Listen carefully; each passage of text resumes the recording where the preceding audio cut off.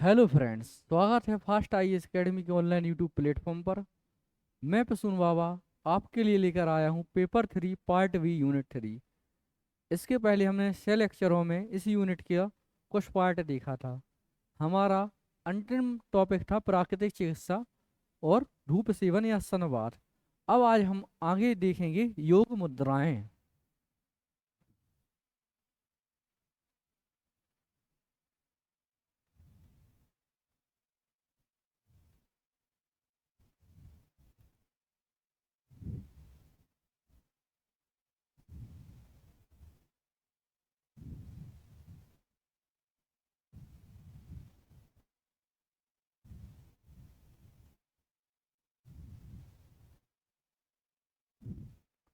योग मुद्रा क्या है? शरीर में होने वाली कई बीमारी, मानसिक समस्याएं, दर्द आदि से छुटकारा पाने के लिए योग मुद्रा का सहारा ले सकते हैं।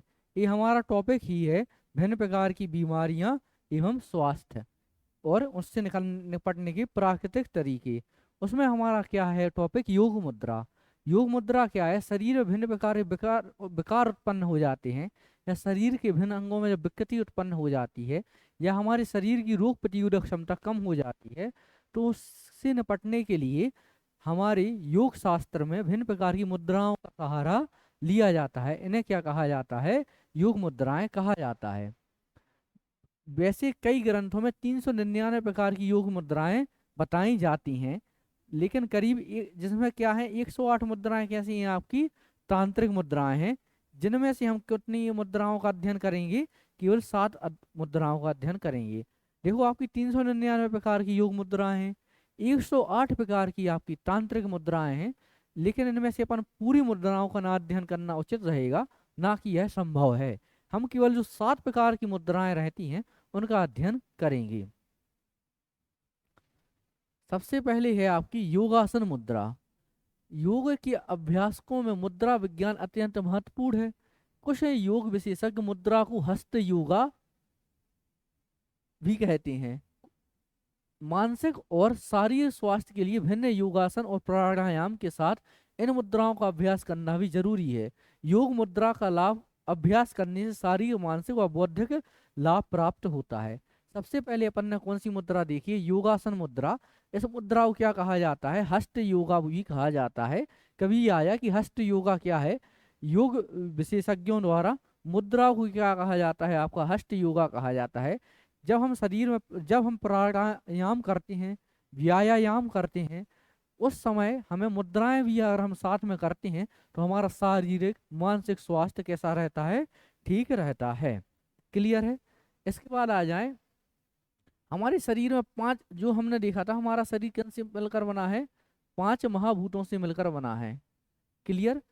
5 महाभूतों में आपका मध्य में कौन सा रहता है? आपका आकाश रहता है, ये आपका जल है, ये आपकी पृथ्वी है, ये आपका अग्नि है, ये आपकी क्या है? वायु हो जाएगी। क्लियर? जो आपका अंगूठा रहता है वह किसके लिए प्रदर्शित करता है? आपकी अग्नि के लिए प्रदर्शित करता है। जो आपकी तर्जनी रहती है ये आपकी वायु के लिए प्रदर्शित करती है। जो आपकी मध्यमा रहती है ये आकाश के लिए प्रदर्शित करती है। जो आपकी अनामिका रहती है ये जल के लिए प्रदर्शित करती है। जो आपकी तर्जनी रहती है ये किसके लिए? पृथ्वी के लिए प्रदर्शित करती है। एक बार अपन फिर से देख लेंगे यहाँ पर। जो आपकी ये आपकी यहाँ पर तर्जनी नहीं है, ये आपकी क्या है? यहाँ पर कनिष्का है। इसे आप लोग सुधार लीजिएगा। एक बार फिर देखेंगे। जो आपका अंगूठा रहता है वो किसके लिए? अग्नि के लिए प्रदर्शित करता है। जो आपकी तर्जनी रहती है वह वायु के लिए प्रदर्शित करती है। जो आपकी मध्यमा रहती है वह आकाश के लिए प्रदर्शित करती है। जो आपकी अनामिका रहती है वह जल के लिए प्रदर्शित करती है। जो आपकी कनिष्का रहती है वह पृथ्वी के लिए प्रदर्शित करती है। ये क्या है? आपका अंगूठा अग्नि के लिए, तर्जनी वायु के लिए, मध्यमा आकाश के लिए, अनामिका जल के लिए और कनिष्का आपकी पृथ्वी के तत्व के लिए प्रदर्शित करेगी। क्लियर? सबसे पहले आ जाएंगी हमारी, अपन क्या कर रहे हैं? योग मुद्राएं पढ़ रहे हैं। सबसे पहली मुद्रा है हमारी पृथ्वी मुद्रा। पृथ्वी मुद्रा कैसी बनाई जाती है? ये हाथों की 5 उंगलियां हैं, इन दोनों को इस प्रकार से अंगूठे को और हमारी जो मिडिल जो आपकी तर्जनी रहती है या जो आपकी कनिष्का रहती है और अंगूठा रहता है, इन दोनों इस प्रकार से मिलाया जाता है और हमारी कौन सी मुद्रा बनाई जाती है? पृथ्वी मुद्रा बनाई जाती है। छोटी उंगली अर्थात आपकी जो एक कनिष्का है, इसको मोड़कर उसके अग्रभाग को अंगूठे के अग्रभाग से गोलाकार बनाते हुए पृथ्वी मुद्रा को बनाया जाता है। क्लियर? इस मुद्रा से पृथ्वी तत्व मजबूत होता है। पृथ्वी तत्व मजबूत होने से अपन ने क्या पढ़ा था? जब हमने पंच महाभूत पढ़े थे तो एक एक महाभूत का अध्ययन किया था। ये प्रत्येक महाभूत क्या होता है, उससे लाभ क्या है, उसकी कमी से होने वाले रोग क्या हैं और उसको हम कैसे मजबूत करेंगे, उसको हम यहाँ पढ़ेंगे। तो आपको ये टॉपिक उससे रिलेट करना है, वहाँ भी यह चीज़ें लिखनी है कि हमें पृथ्वी तत्व को मजबूत करने के लिए आपकी पृथ्वी मुद्रा करनी पड़ती है, और जिसमें किसका प्रयोग किया जाता है? आपकी कनिष्का और अंगूठे का प्रयोग किया जाता है। शरीर का दुबलापन दूर होता है। अधिक लाभ लेने के लिए दोनों हाथों में क्या करना चाहिए? पद्मासन या सुखासन में बैठकर यह करना चाहिए। संयम और सहनशीलता इससे बढ़ती है। चेहरा तेजस्वी बनता है और त्वचा कैसी होती है? त्वचा में निखार आता है। ये क्या हो जाएगी? आपकी पृथ्वी मुद्रा हो जाएगी। इसके बाद आ जाते हैं हम अग्नि मुद्रा या सूर्य मुद्रा। इसमें क्या रहता है? जो आपकी अनामिका उंगली होती है, इसको मोड़कर अंगूठे से इस प्रकार दबाया जाता है, ये आपकी पृथ्वी मुद्रा हो जाती है। अनामिका उंगली को मोड़कर अनामिका उंगली के अग्रभाग से अंगूठे के मूल प्रदेश को स्पर्श करना होता है। अब अंगूठे से अनामिका उंगली को हल्के से दबाकर इस तरह अग्नि मुद्रा या सूर्य मुद्रा बनती है। इसे ही क्या कहा जाता है? हमारी सूर्य मुद्रा भी कहा जाता है। इस मुद्रा रोजाना 5 मिनट से 15 मिनट तक अभ्यास करना चाहिए। मोटापे से पीड़ित व्यक्तियों के लिए वजन कम करने में यह उपयोगी होती है। यह बढ़े हुए कोलेस्ट्रॉल को कम कर नियंत्रित करने में मदद करती है। इस मुद्रा से पाचन प्रणाली हमारी ठीक होती है। भय, शोक, तनाव दूर होता है। क्लियर? अगर आपको एसिडिटी या अम्ल पित्त की तकलीफ है तो ये इस मुद्रा का प्रयोग नहीं करना चाहिए। क्लियर? उसके बाद आ जाते हैं हम जल मुद्रा पर। जल मुद्रा क्या है हमारी? जो अनामिका उंगली मोड़कर अग्रभाग से अंगूठे गोलाकार बनाया जाता है। इस मुद्रा से क्या हो जाता है? आपकी ये क्या हो जाएगी? जल मुद्रा हो जाती है। क्लियर? इस मुद्रा से क्या होता है? इसमें क्या रहता है? आपको स्पर्श करना पड़ता है, ना कि दबाना पड़ता है। फिर से सुनिएगा। अनामिका उंगली को मोड़कर अनामिका उंगली के अग्रभाग को अंगूठे से अग्रभाग बनाते हुए गोलाकार बनाते हैं और जल मुद्रा का निर्माण करते हैं। ये आपकी जल मुद्रा हो जाती है। जल मुद्रा से क्या होगा? आपका जल तत्व मजबूत होता है। ठीक है? जिससे जल तत्व की कमी से होने वाले रोग जैसे अपच या हैजा जैसी बीमारियां हैं वह ठीक होती हैं। पेशाब संबंधी रोगों में लाभ मिलता है। प्यास ठीक से लगने लगती है। और जिन लोगों में त्वचा या शुष्क रूखी या ड्राई रहती है उनके लिए यह उपयोगी होती है। अगली मुद्रा है हमारी वायु मुद्रा। वायु मुद्रा में क्या रहता है? तर्जनी उंगली को ऐसे दबा दिया जाता है अंगूठे से। ये मुद्रा कौन सी बन जाती है? आपकी वायु मुद्रा बन जाती है। इसके बाद मुड़ी हुई तर्जनी उंगली को अंगूठे से हल्के से दबाकर रखना है। इस तरह वायु मुद्रा बनती है। यह वायु तत्व को नियंत्रित करती है। वायु तत्व से होने वाले रोग जैसे गठिया, गैस, डकार आना, हिचकी आना, उल्टी, पैरालिसिस, स्पॉन्डिलाइटिस इत्यादि बीमारियां को इससे लाभ प्राप्त होता है। इसके बाद आ जाते हैं प्राण वायु मुद्रा। प्राण वायु मुद्रा इन 3 उंगलियों को कनिष्का, अनामिका और अंगूठे को मिलाकर इस प्रकार से इस मुद्रा का निर्माण होता है। इसे क्या कहा जाता है? आपका प्राण वायु मुद्रा कहा जाता है। इसमें अनामिका उंगली का प्रयोग किया जाता है, कनिष्का उंगलियों को प्रयोग किया जाता है। इनके अग्रभाग को अंगूठे के अग्रभाग से छूना पड़ता है और प्राण वायु मुद्रा बन जाती है। क्लियर? इस मुद्रा से प्राणवायु नियंत्रण में रहता है, प्राणवायु नियंत्रित रहती है, नेत्र दोष दूर होते हैं। इसके अतिरिक्त शरीर की रोग प्रतिरोधक क्षमता भी बढ़ती है। क्लियर? इसके अतिरिक्त एक और मुद्रा होती है आपकी अपान वायु मुद्रा। अपान वायु मुद्रा में सर्वप्रथम इस उंगली को इस प्रकार से दबा दिया जाता है और 2 उंगलियों को इस प्रकार से जोड़ दिया जाता है। ये आपकी कौन सी मुद्रा बन जाती है? अपान वायु मुद्रा बन जाती है। सर्वप्रथम अंगूठे के इस भाग में इस उंगली को लगा दिया जाता है, इन दोनों उंगलियों को इस प्रकार से जोड़ दिया जाता है। ये क्या है? आपकी अपान वायु मुद्रा बन जाती है। सबसे पहले जो आपकी तर्जनी उंगली को मोड़कर अंगूठे के मूल प्रदेश में लगा दिया जाता है। जो आपकी तर्जनी है अंगूठे के मूल प्रदेश में लगा दिया है। ठीक है। इसके बाद अनामिका और मध्यमा दोनों उंगलियों को मोड़कर गोलाकार करके इसके अग्रभाग में अंगूठे के अग्रभाग को छूना पड़ता है। इस प्रकार से हमने अंगूठे का अग्रभाग छू लिया। कनिष्का उंगली का सीधा रखा जाता है, जो हमारी कनिष्का उंगली रहती है उसको सीधा रखा जाता है और प्राण वायु मुद्रा बनती है। इस मुद्रा इससे कौन सी मुद्रा बनती है? अपान वायु मुद्रा बनती है।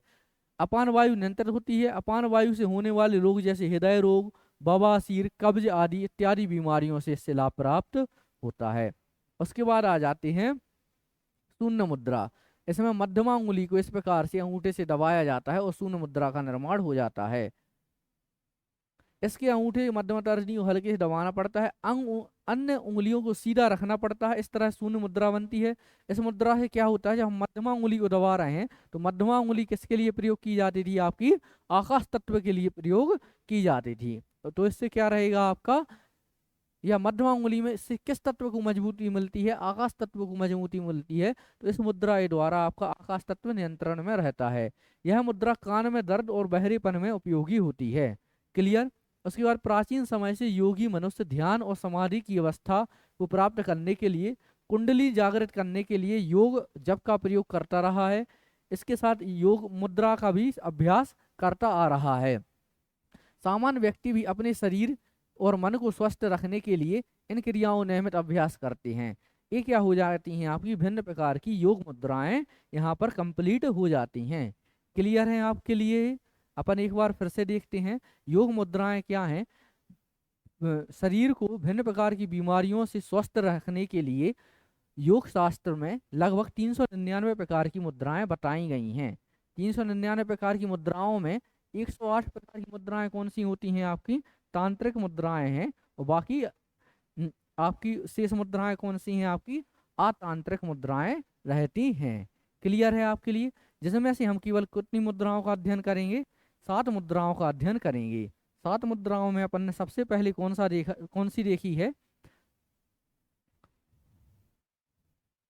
सबसे पहले हमने देखा है आपकी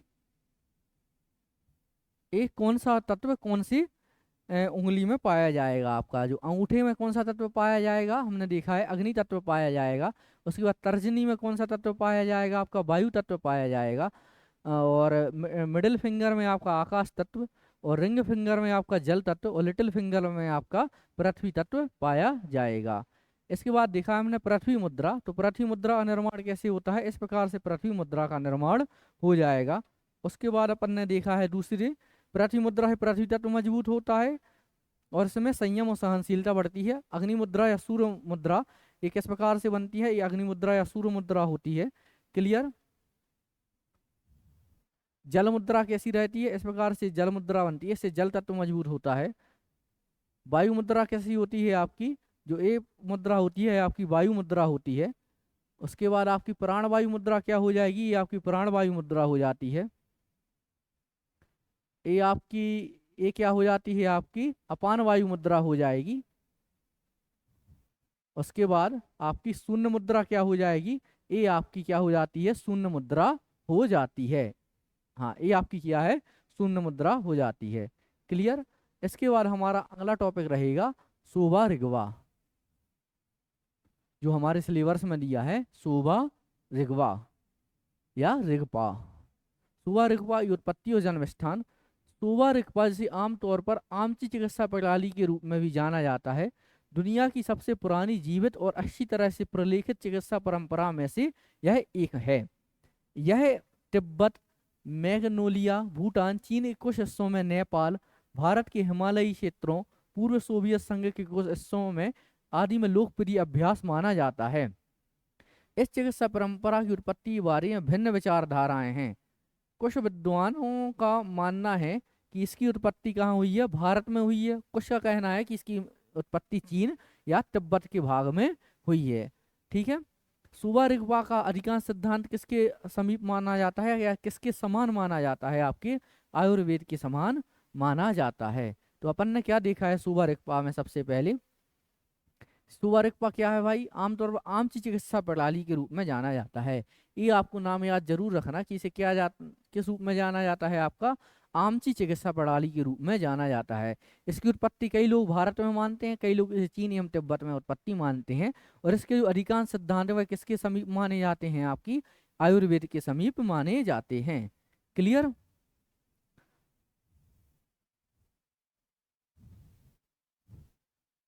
तिब्बत में पहला आयुर्वेद प्रभाव तीसरी शताब्दी की ईस्वी दौरान आया था, लेकिन तिब्बत में बौद्ध धर्म के आगमन के साथ ही 7वीं शताब्दी में यह लोकप्रिय हुआ। तो आपकी सुबह रिगवा किस धर्म के समीप मानी जाएगी, आपकी बौद्ध धर्म के समीप मानी जाएगी।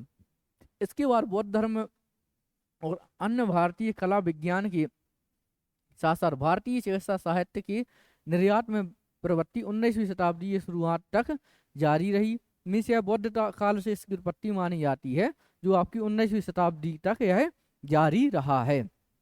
क्लियर। अब इसके अपन क्या देखेंगे, सिद्धांत देखेंगे और भिन्न अभ्यासों के बारे में देखेंगे।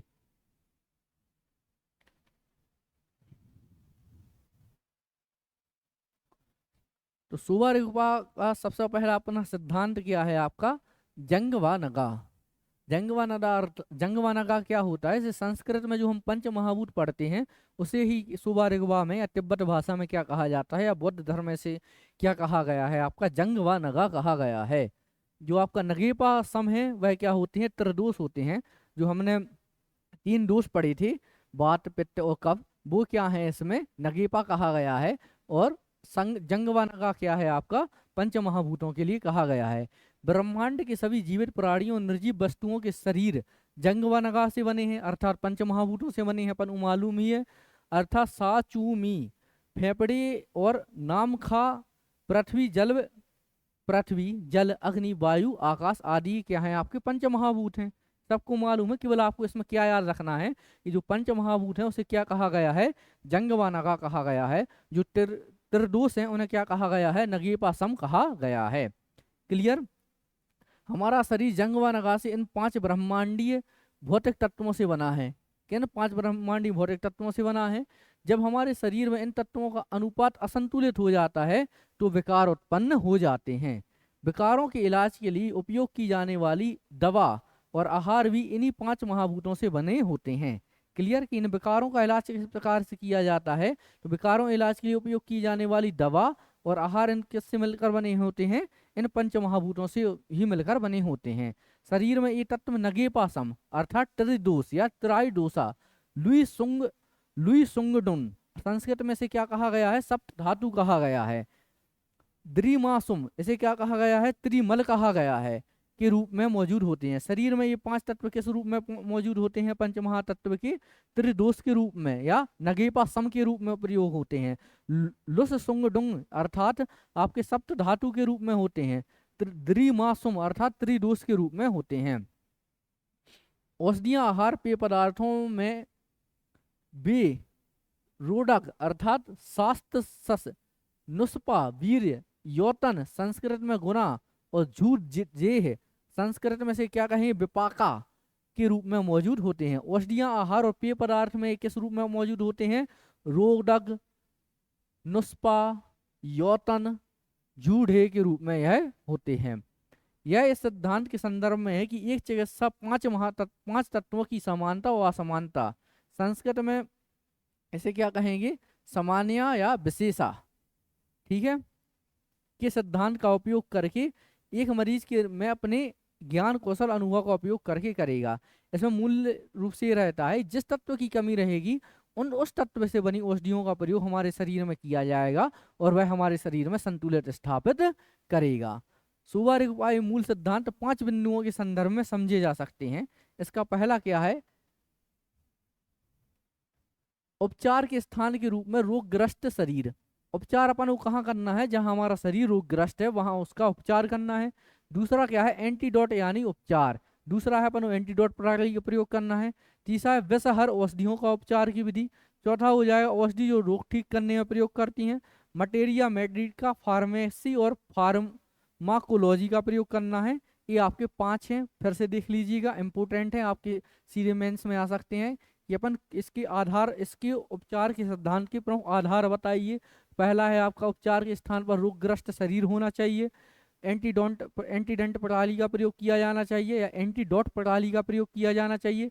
विषाहार औषधियों द्वारा उपचार करना है आपको। औषधि जो रोग को ठीक करती है उनका प्रयोग करना है। मटेरिया मेडिका फार्मेसी फार्माकोलॉजी का प्रयोग करना है। इस प्रकार का अपन इसमें प्रयोग करना है। अब आ जाते हैं हम सिद्धा की उत्पत्ति। सिद्ध प्रणाली भारत में दवा की सबसे पुरानी प्रणालियों में से एक है। सिद्ध शब्द का अर्थ है उपलब्धियां और सिद्ध संत पुरुष होते थे। सिद्ध शब्द का अर्थ क्या है? उपलब्धियां। और सिद्ध क्या होते थे? संत पुरुष होते थे जो दवा के परिणाम हासिल करते थे। ऐसा कहा जाता है कि 18 सिद्धों ने इस चिकित्सा प्रणाली के विकास की दिशा में योगदान दिया।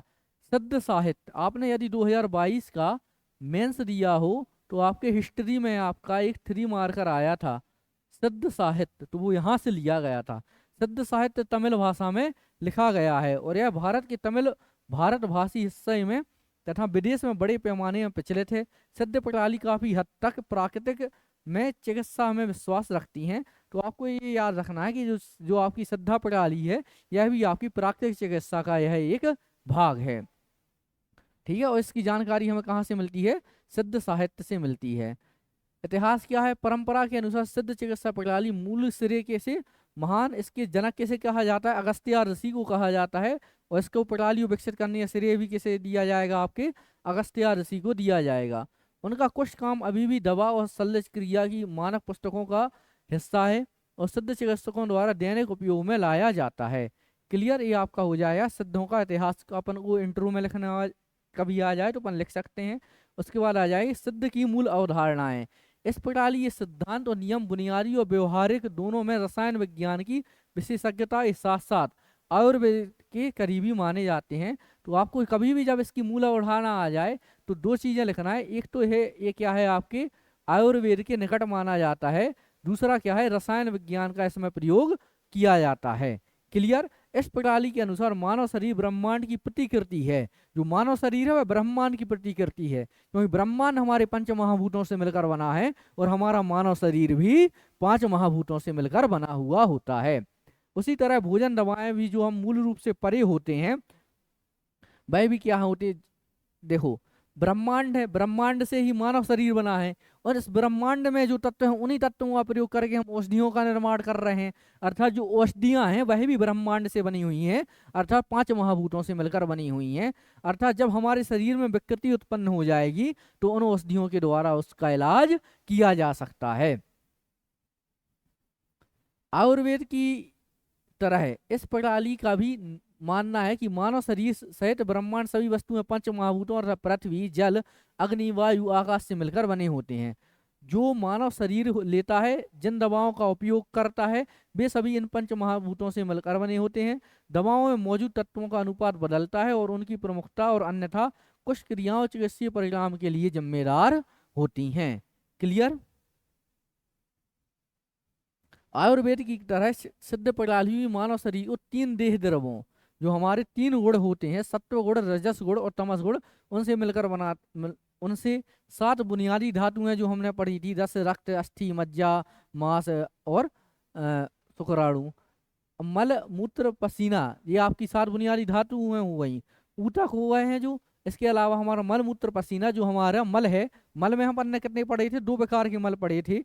एक पढ़ा था आपका मल मूत्र पसीना पड़ा था और दूसरा पड़ा था जो हमारे भिन्न प्रकार के अंगों से निकलता है, जैसे हमारी आंखों से निकलने वाला कीचड़ हो गया, मुंह से निकलने वाला लार हो गया या सलाइवा हो गया, नाखूनों से निकलने वाला मल हो गया, नाक से निकलने वाला मल और कान से निकलने वाला मल। क्लियर? भोजन मानव शरीर की बुनियादी निर्माण सामग्री माना जाता है जो देह द्रवों, शरीर के ऊतकों, अपशिष्ट उत्पादों में प्रसंस्कृत किया जाता है। क्लियर? इसके बाद देह द्रवों का संतुलन स्वास्थ्य के रूप में माना जाता है। देह द्रवों का संतुलन क्या हो जाएगा? जब हमारे देह द्रवों का संतुलन हो जाएगा तो हम कैसे माने जाएंगे? स्वस्थ माने जाएंगे। और इनमें गड़बड़, असंतुलन, रोग, बीमारी पैदा करता है। यह प्रणाली जीवन की मोक्ष की अवधारणा से भी संबंधित है।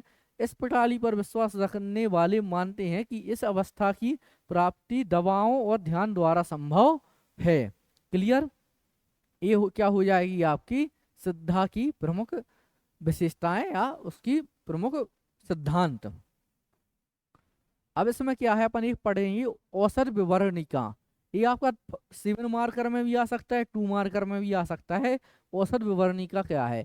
इस प्रणाली ने दवा के ज्ञान का एक समृद्ध और विरल खजाना विकसित किया है। तो जो सिद्धा प्रणाली है उसमें दवाओं के लिए एक विरल खजाना है, मीन्स उसमें बहुत सारी दवाओं के बारे में बताया गया है। वह कहाँ बताया गया है? जिसमें धातुओं और खनिजों का उपयोग की प्रबल वकालत की गई है कि दवाओं बनाने में किसका प्रयोग किया गया है? धातुओं का प्रयोग किया गया है और खनिजों का प्रयोग किया गया है। खनिज औसत विवरणिका इस क्षेत्र में ज्ञान की प्रणाली गहराई के बारे में कुछ अनुमान दवा के विस्तृत वर्गीकरण से किया जा सकता है, इसे संक्षेप में नीचे वर्णित किया गया है। तो आपको केवल ये याद रखना है कि सिद्धा प्रणाली में भिन्न प्रकार की दवाओं के बारे में जो बताया गया है उसको क्या कहा गया है? औसत विवरणिका कहा गया है। और उस औसत विवरणिका में क्या कहा गया है कि पानी में घुलनशील अकार्बनिक अकार्बनिक पदार्थों को क्या कहा जाता है? उप्पू। इसमें क्या कहा गया है? उप्पू कहा गया है उसे। जो पानी में घुलनशील जो आपके अकार्बनिक पदार्थ हैं उन्हें उप्पू कहा गया है। नामक यौगिकों की 25 किस्में हैं। उप्पू की कितनी किस्में बताई हैं? 25 किस्में बताई हैं। इस क्षार और लवण के भिन्न प्रकार होते हैं। खनिज दवाओं की ऐसी 64 किस्में हैं जो पानी में घुलनशील नहीं है। जो आपके घुलनशील हैं वो कितनी है? 25 है, 25 है। जो अघुलनशील है वो कितनी है? आपकी 64 है। लेकिन आग में डालने पर वाष्प उत्सर्जन करती हैं। इसमें 32 प्राकृतिक है और शेष क्या है? आपकी कृत्रिम है। 32 क्या है? आपकी नेचुरल है और 32 क्या है? आपकी आर्टिफिशियल हो जाएंगी। ऐसी 7 दवाएं हैं जो पानी में घुलनशील नहीं है लेकिन गर्म करने पर वाष्प उत्पन्न करती हैं। क्लियर? इस प्रणाली में धातुओं और मिश्र धातुओं की अलग अलग वर्ग बनाए हैं जो गर्म करने पर पिघलते हैं और ठंडा करने पर कैसे हो जाते हैं? ठोस हो जाते हैं। इनमें सोना, चांदी, तांबा, टिन, सीसा, लोहा की तरह आइटम शामिल होते हैं। इन्हें विशेष प्रक्रियाओं द्वारा जला या इंसिनरेट कर दवा का निर्माण या दवा बनाने में इनका इस्तेमाल किया जाता है। ये हो जाएगा आपका। इसके अलावा इसमें क्या बताया गया है? दवाओं का एक समूह जो गर्म करने पर क्या होता है? सब्लिमेशन दर्शाता है। क्या दर्शाता है? आपका सब्लिमेशन दर्शाता है। और इसमें पारा और इसके भिन्न समूह जैसे पारे का रेड सल्फाइड, मर्क्यूरेट क्लोराइड, पारे का रेड ऑक्साइड आदि शामिल होते हैं। क्लियर? सल्फर जो कि पानी में कैसा होता है? आपका अघुलनशील होता है। चिकित्सा विज्ञान में स्वास्थ्य में रखरखाव में उपयोग के लिए पारे के साथ सिद्ध औषध विवरणिका में महत्वपूर्ण स्थान पाता है। मीन्स आपको ये भी याद रखना है कि सल्फर का प्रयोग किसके लिए किया जाता है? आपकी औषध विवरणिका में महत्वपूर्ण स्थान है और सिद्ध प्रणाली में रोगों के निदान के लिए इसका प्रयोग किया जाता है। क्लियर? सिद्ध में निदान और उपचार। रोगों के निदान में उसके कारण की पहचान शामिल है। कारक की पहचान नाड़ी, मूत्र, आंखों, आवाज की अध्ययन, शरीर के रंग, जीभ और पाचन तंत्र की स्थितियां परीक्षा के माध्यम से की जाती हैं। इस प्रणाली में मूत्र परीक्षा की विस्तृत प्रक्रिया तैयार की है जिसमें उसके रंग, गंध, घनत्व, मात्रा, टेल ड्रॉप, प्रसार पैटर्न का अध्ययन शामिल किया जाता है। क्लियर? यह दृष्टिकोण इस समग्र रूप में है और निदान के में व्यक्ति का पूर्ण रूप से तथा साथ ही उसके रोग का अध्ययन भी शामिल किया जाता है।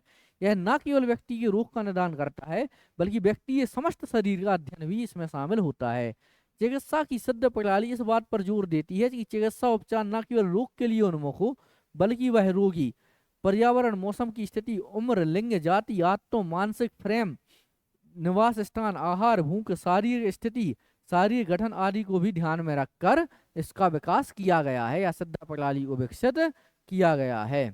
क्लियर? इसका अर्थ है कि उपचार कैसा होना चाहिए? व्यक्तिपरक हो। मीन्स यह व्यक्तिपरक उपचार के पर बल देता है। ऐसा नहीं कि केवल एक दवा का निर्माण कर लिया, उस दवा का प्रयोग सभी मरीजों पर किया जाए। नहीं, जिस प्रकार का व्यक्ति हो, उसका लिंग क्या है, उसका उम्र क्या है, वह किस प्रकार के वातावरण में रहता है, उसको ध्यान में रखकर इसका उपचार किया जाता है। सिद्ध प्रणाली में विश्वास रखती है कि भोजन स्वयं दवा है और नर्सिंग अवधि के दौरान स्तनपान कराने वाली माताओं को लोहा, प्रोटीन, फाइबर और भरपूर भोजन लेने की सलाह दी जाती है। क्लियर? इसके बाद सिद्ध प्रणाली में क्या रहता है? आपकी त्वचा रोग, विशेष रूप से सोरायसिस, आपको ये नाम याद करने पड़ेंगे कि सिद्ध प्रणाली में किन किन रोगों का उपचार किया जाता है। 2-3 नाम आपको याद है करने पड़ेंगे एग्जाम्पल डालने के लिए। तो इसमें क्या है आपका सिद्ध प्रणाली में, यकृत संबंधी रोग, त्वचा रोग जिसमें सोराइसिस हो गया, आम बाती समस्याएं, आरक्तता, प्रोस्टेट बढ़ने, खूनी बवासीर, पेक्टिस अल्सर के जीर्ण मामलों में उपचार के में यह कारगर है। सिद्ध दवाएं जिनमें पारा, चांदी, आर्सेनिक, सीसा, सल्फर शामिल है। जटिल रोगों सहित कुछ संक्रामक रोगों के इलाज में यह प्रभावी पाई गई हैं। और सिद्ध का आपका राष्ट्रीय संस्थान कहाँ स्थापित किया गया है, आपका चेन्नई में स्थापित किया गया है। तो ये क्या हो जाएगी आपकी सिद्धा चिकित्सा प्रणाली हो जाएगी, जिसमें हमने क्या क्या देखा है, सिद्धा चिकित्सा प्रणाली का इतिहास देखा है, सिद्धा चिकित्सा प्रणाली के सिद्धांत देखे हैं, सिद्धा चिकित्सा प्रणाली और आयुर्वेद चिकित्सा प्रणाली में समानताएं देखी हैं, अपन ने इसमें रोगों के कारण के लिए समझा है, उन रोगों का निवारण कैसे हुआ वो भी समझा है, और इसके लास्ट में इसको वे फॉरवर्ड के रूप में देखा है कि सरकार द्वारा, भारत सरकार द्वारा इसको बढ़ावा देने के लिए कहाँ संस्थान स्थापित किया गया है, चेन्नई में संस्थान स्थापित किया गया है। इसी प्रकार हम अगली हमारी चिकित्सा प्रणाली क्या है, होम्योपैथी। होम्योपैथी क्या है, होम्योपैथी आज एक तेजी से बढ़ती हुई प्रणाली है और लगभग पूरी दुनिया में इसका अभ्यास किया जा रहा है। लगभग 10% भारतीय आबादी अपनी स्वास्थ्य देखभाल के लिए किसका प्रयोग कर रही है, होम्योपैथी चिकित्सा प्रणाली का प्रयोग कर रही है। ये आपका इंट्रो के रूप में ये लाइनें हो जाएंगी क्लियर। और ये भारत में कैसी है, आपकी चिकित्सा की दूसरी सबसे लोकप्रिय चिकित्सा प्रणाली माना जाता है। होम्योपैथी शब्द ग्रीक भाषा 2 शब्दों से मिलकर बना होता है। पहला शब्द है आपका होमोएस, इसका अर्थ क्या हो जाएगा, समान। दूसरा शब्द है आपका पाथोस, इसका अर्थ क्या हो जाएगा, पीड़ा। जब व्यक्ति में समान पीड़ा उत्पन्न करके उस रोग का निदान किया जाता है तो उसे क्या कहा जाता है, होम्योपैथी कहा जाता है। होम्योपैथी का सीधा मतलब है छोटी सी खुराक में निर्धारित उपचार के साथ बीमारियों का इलाज करना। होम्योपैथी का सीधा अर्थ क्या है आपका, छोटी खुराक में निर्धारित उपचार के साथ बीमारियों का इलाज करना, जो स्वस्थ लोगों द्वारा लेने पर रोग में समान लक्षण पैदा करने में सक्षम होते हैं। अर्थात इस प्रणाली में क्या किया जाता है, सबसे पहले एक खुराक का निर्माण किया जाता है। ए है आपका, ए नाम का व्यक्ति एक ऐसा है आपका पीड़ित है। किस प्रकार का पीड़ित है, इसका क्या हो रहा है समझ लो, सिर दर्द हो रहा है क्लियर। होम्योपैथी में एक टैबलेट बनाई है अपन ने, उसमें सबसे पहले किस प्रकार के गुण डाले जाएंगे कि किसी व्यक्ति को देने में, और ए है आपका बी नाम का कोई व्यक्ति, ए क्या है आपका पूर्णतः स्वस्थ है, ठीक है। ये क्या है आपका पूर्णतः स्वस्थ है। इस टैबलेट को इस प्रकार बनाया जाएगा कि जब ये बी नाम के व्यक्ति को दी जाए तो इसका भी सिर दर्द होने लगे।